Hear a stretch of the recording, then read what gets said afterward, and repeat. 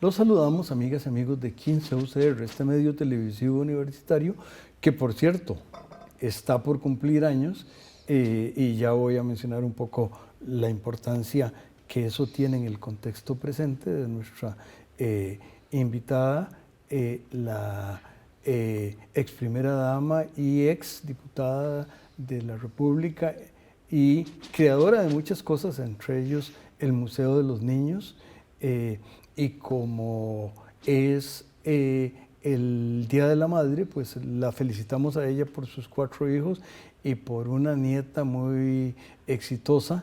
Y también habrá porque las madres también tienen padres y madres, pero el padre de doña Gloria, el de doña Gloria Bejarano,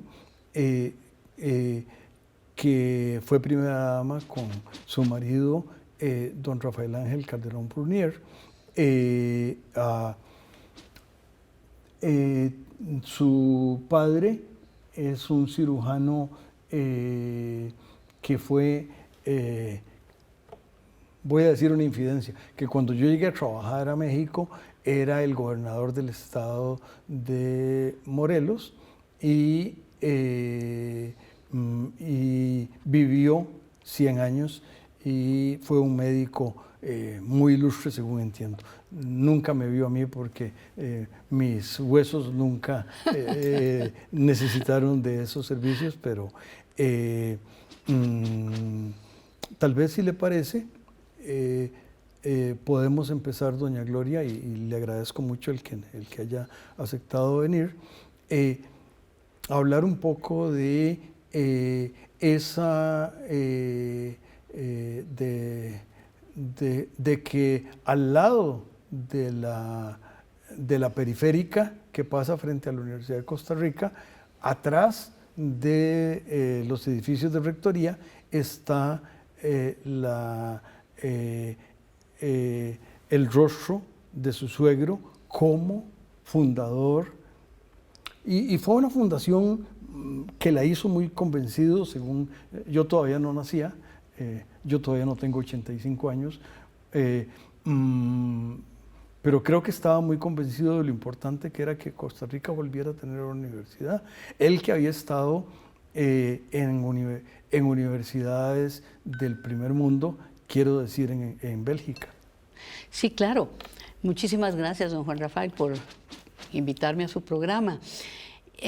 A veces la gente suele decir que alguien más tenía la idea de crear la universidad, que ya la universidad había existido, pero la verdad es que el nacimiento de la Universidad de Costa Rica tiene una semilla muy profunda en la vida del doctor. La gente no sabe que el doctor Calderón Muñoz, su padre, fue un hombre que quedó huérfano de padre y de madre muy joven, y el padre, antes de morir, le encarga a don Chico Fuentes el cuidado de sus hijos. Don Chico Fuentes descubre en el doctor Calderón Calderón Muñoz, un joven muy inteligente, y lo envía a estudiar medicina a Europa. A su regreso, ya el doctor Calderón Muñoz, pues con una posición diferente, empieza a tener una relación y una visión más grande del país, pero no olvida que si él no hubiera tenido a don Chico, él jamás hubiera podido estudiar, jamás hubiera podido cumplir sus sueños. Entonces él, desde muy temprana edad, le inculca a su hijo ese amor por el estudio, esa visión de que debemos de hacer algo para que todos tengan la misma oportunidad que se me dio a mí y que él a su vez le dio a su hijo. Entonces, ya cuando el doctor Calderón Guardia regresa de Europa, él ya venía convencido de la necesidad de abrirle las puertas de los estudios superiores a los jóvenes de su país, como también las visitas permanentes que el doctor Calderón Muñoz hacía junto con el doctor Calderón Guardia a las comunidades más pobres para atender a la gente que no tenían un hospital donde llegar, que no tenían la forma de ser atendidos.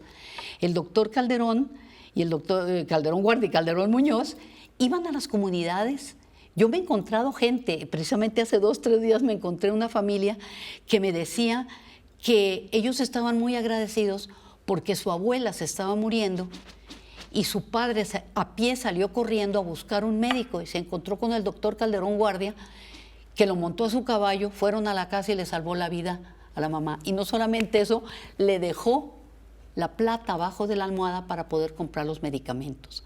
O sea, que esa vocación de servicio, de donde nace la seguridad social, de donde nace la universidad, de donde nace un Estado social de derecho, no es una ocurrencia, es una convicción que tenían ambos que proviene de sus vivencias, de las carencias que ellos vieron pasar a sus compatriotas. Yo tuve la suerte de conocer al doctor Calderón Guardia, porque cuando ellos llegan a vivir al exilio, ellos llegan a vivir a esquina de casa de mis abuelos. Yo no había nacido. A Rafael Ángel lo llevaban a pasear por la acera, porque era un edificio muy humilde, no tenía ninguna comodidad, entonces por la acera llevaban a solear a Rafael Ángel, y en la casa de mis abuelos, que era una casa muy bonita, ahí en Avenida Chapultepec, pues pasaron, como decimos en México, un güerito muy lindo, lo invitaron a pasar, y allí se empezó a formar una amistad entre ellos y entre las familias. Entonces ya cuando nací yo, ya Rafael Ángel me fue a conocer a la cuna, y desde entonces conocí al doctor Calderón Guardia. Era un hombre extremadamente imponente. El doctor entraba y uno sentía aquella presencia, pero también sentía aquella bondad, aquella gentileza, aquella educación de aquel hombre. Recuerdo una vez que estábamos sentados en la mesa, me sientan imagínense, sentada yo a la derecha del doctor Calderón, ¿qué debo haber tenido? 7, 8 años, y se voltea el doctor gentilmente y me voltea: comience, mijita. Y yo volteaba a ver los cubiertos y decía, ¿por dónde empiezo? Y se dio cuenta, y él, en una forma muy gentil, me hizo empezar. Ese era el doctor Calderón. Pues vamos a comenzar pronto con el segundo segmento, cuando el canal nos lo indique.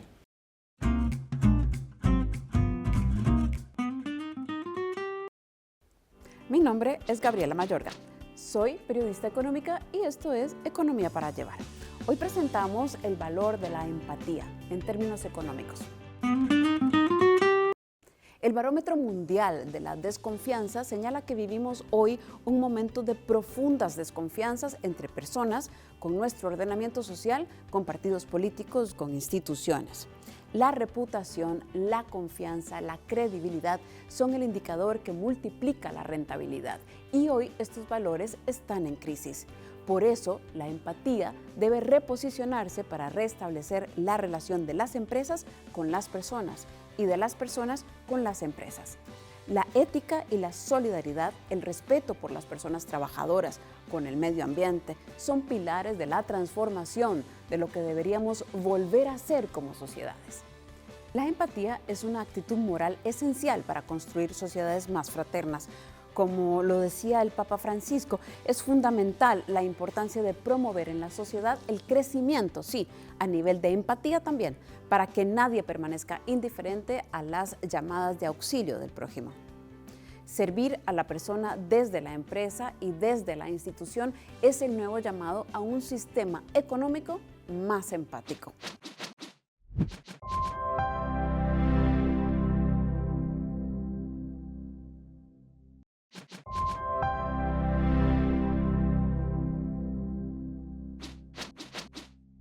Continuamos con este privilegio de tener con nosotros a doña Gloria Bejarano, y nos estaba contando del fundador de la Universidad de Costa Rica, del médico ilustre y muy humano, muy solidario, creador de instituciones, incluyendo de la Universidad de Costa Rica, de don Rafael Ángel Calderón Guardia.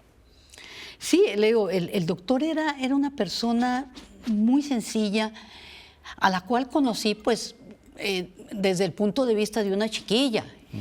Ellos se vienen a vivir a Costa Rica y ya las familias se mantuvieron en contacto porque había una relación muy cercana. Mi madre era madrina de Rafael Ángel de primera comunión, mi suegra era madrina de mi hermano. Entonces las familias se mantuvieron siempre muy unidas, aunque para mí era simplemente el papá de mis amiguitos. A mí me extrañaba en esa casa de pronto encontrar gente como muy importante, en aquel apartamento muy humilde, muy sencillito, pero llegaban personajes. Y yo me empecé a preguntar, ¿quién es este señor? Entonces empecé a conocer de él, y ya cuando yo me vengo a vivir a Costa Rica, es que puedo dimensionar la importancia que tuvo la vida del doctor en el desarrollo social de este país. Es ahí cuando yo me identifico más con su obra, con su pensamiento, y como les digo siempre, yo me hice calderonista no por ser la nuera, sino porque creí profundamente y creo profundamente en su labor como gobernante, en su forma de tender la mano a la gente de una forma que la gente se sintiera digna, que no estaba recibiendo una limosna, sino que merecían tener salud, merecían tener educación, merecían tener una vivienda digna.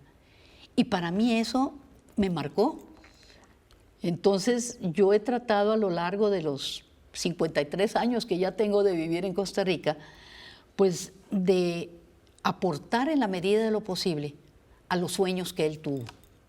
Bueno, y de alguna manera lo hizo en su tarea de primera dama, estoy seguro, lo hizo en su tarea de diputada en el Congreso de la República, y me parece que una de las obras significativas de su gestión es la creación. Tiene un nombre muy largo, pero digámoslo en sencillito, el Museo de los Niños, donde alguna vez llevé a mi hijita Chilangotica, porque gracias a Franklin Chan y gracias a la necesidad de incorporar a los mexicanos que habían cruzado el río hacia el norte, los dos países tenían la doble nacionalidad, y entonces tanto mi hija como mi nieto tienen doble nacionalidad, son ambos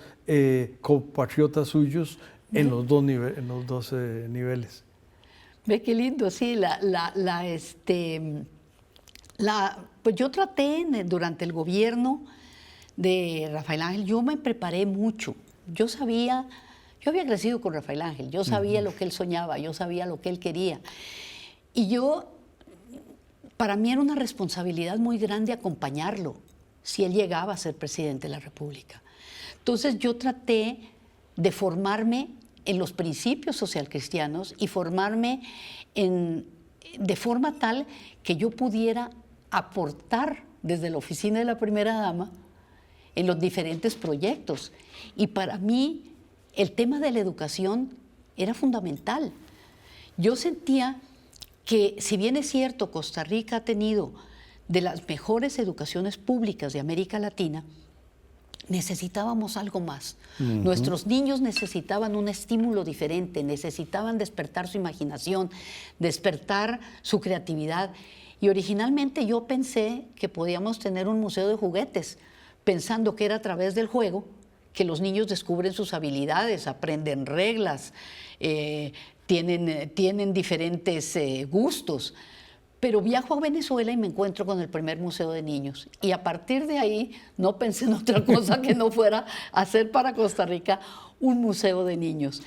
Y tuve la suerte y la bendición de que el ministro Orlando Morales, cuando yo fui al Consejo de Gobierno, porque lo primero que me dijeron, sí, está bien, pero no hay plata. Así es que vea qué hace.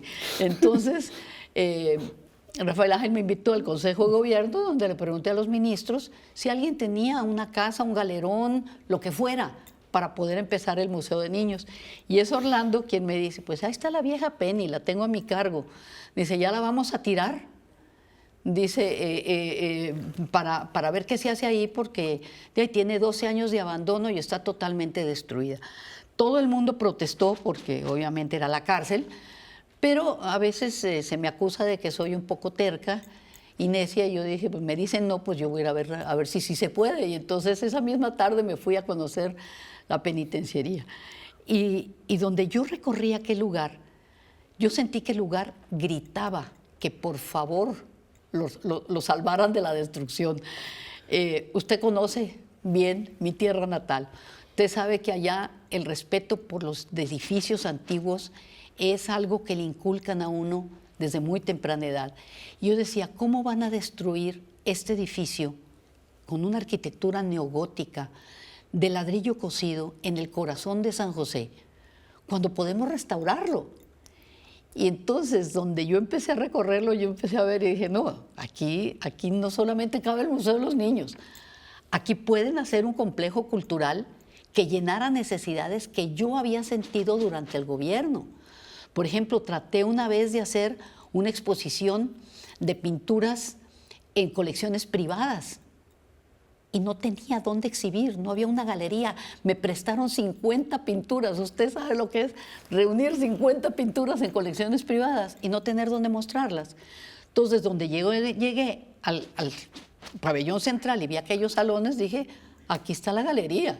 Claro. Y luego dije, aquí tenemos que contar la historia de este lugar, porque a veces se nos olvida la historia y si no aprendemos de la historia, volvemos a cometer los mismos errores. Pues le pediremos al canal que nos invite para el tercero y lamentablemente último segmento.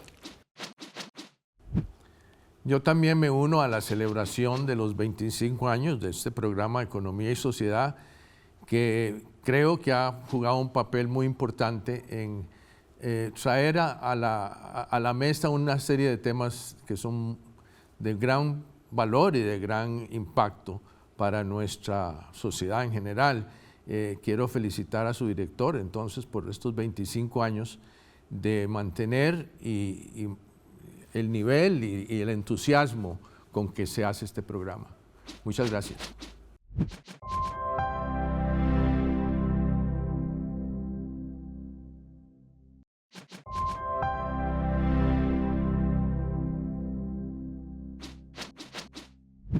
Reitero, y me parece que en el Día de la Madre, el hablar de la madre de los niños de Costa Rica y de muchas otras cosas que está en el museo, pues hay que celebrarlo, hay que celebrar a todas las madres que están y las que no están. Y usted nos estaba contando, y no voy a decir más porque luego me robo el programa y es de mis invitados, por favor. Muchísimas gracias. No, pues, como le decía, el museo fue una de las aspiraciones más grandes que tuvimos, y lograr encontrar el espacio para crear un complejo cultural que la gente no creía que se podía realizar. Es una pequeña introducción, y usted además tuvo la lucidez de hacer una alianza con una serie de empresas, porque entonces uno llegaba ahí y veía que esto fue donado o apoyado por este y el otro, y entonces esa idea de que el país nos pertenece, eso de que el sector público y el sector privado son dos cosas aparte, que hasta enfrentadas, usted les tendió la mano y la apoyaron. Claro, y para poder lograr eso, porque como le digo al principio, nadie creía en la posibilidad de que eso fuera a ser realidad, yo empecé a llevar a la gente, pero el lugar daba miedo, realmente daba miedo. Entonces, el haberme preparado y conocer las instituciones me permitió hacer uso de los recursos del Estado para poder empezar a limpiar el lugar, cortar el zacate, arreglar, recoger los ladrillos, empezar toda la construcción mientras se daban la ayuda por parte del gobierno y una ayuda de un préstamo internacional que se consiguió, y los requerimientos legales o la construcción legal para poder crear una estructura que nos permitiera construir o reconstruir la penitenciaría y crear las instancias de adentro en un tiempo récord, porque del momento que se pone la primera piedra al momento que se inaugura el museo o la institución, pasó 1 año y 10 meses. Eran 3 constructoras distintas trabajando en forma simultánea, trabajando, abriendo pabellón por pabellón. Los planos los hizo el Ministerio de Obras Públicas y Transportes. Los aportes que llegaban de las empresas privadas nos ayudaban a reconstruir partes, a crear salas, dependiendo del tema que tenían. Entonces, esa posibilidad de unir esfuerzos es lo que nos permitió realmente levantar el Museo de los Niños, levantar el Centro Costarricense de Ciencia y Cultura, que sigue funcionando gracias al apoyo y el aporte de empresas, de donaciones y del trabajo del personal de la institución. Nosotros tenemos una figura muy particular. Somos una fundación sin fines de lucro que trabaja en un bien público, que es la estructura de la antigua penitenciaría, pero somos un proyecto privado que genera más del 75% de los recursos para su mantenimiento. Y usted no sabe, don Juan Rafael, lo que es mantener ese elefante amarillo. Me imagino. No lo sé y nunca lo sabré ni lo entenderé, pero eso nos ha permitido el tener esta actividad permanente. En estas vacaciones, por ejemplo, nos llena de satisfacción y alegría saber que la exhibición que hicimos y las actividades que realizamos alrededor de una exhibición de Cars que trajimos para los chiquillos, nos permitió albergar más de 66,000 personas. Niños con sus familias, con sus abuelos, con sus papás, con sus hermanos, amiguitos, compartiendo, disfrutando de actividades familiares.